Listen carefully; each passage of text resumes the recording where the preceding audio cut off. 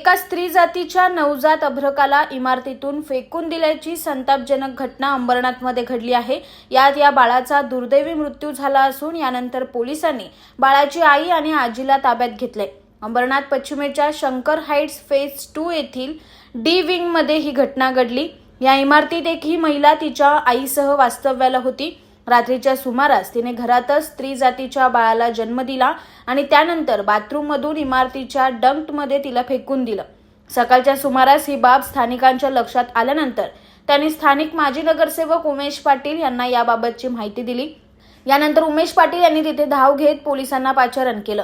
अंबरनाथ शहरात घडलेली ही घटना संतापजनक आणि लाजिरवाणी असल्याची प्रतिक्रिया यानंतर स्थानिक माजी नगरसेवक उमेश पाटील यांनी दिली।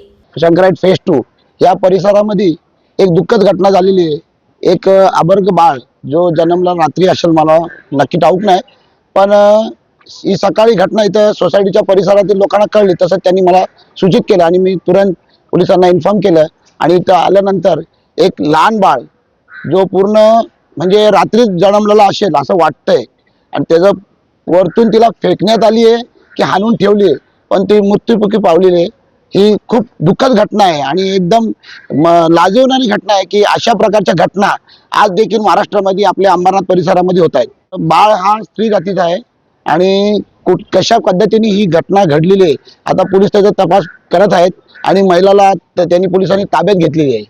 या घटनेची माहिती मिळाल्यानंतर अंबरनाथ पश्चिम पोलिसांनी घटनास्थळी धाव घेत नवजात बाळाचा मृतदेह ताब्यात घेऊन शासकीय रुग्णालयात पाठवला। तर या बाळाची आई आणि आजी या दोघींनाही पोलिसांनी ताब्यात घेतले। संबंधित महिला ही अविवाहित असून लग्नापूर्वी जन्माला आलेलं हे बाळ नको असल्यानं त्याला फेकून दिल्याची प्राथमिक शक्यता व्यक्त होत आहे। Bureau report AB fast news Ambernath.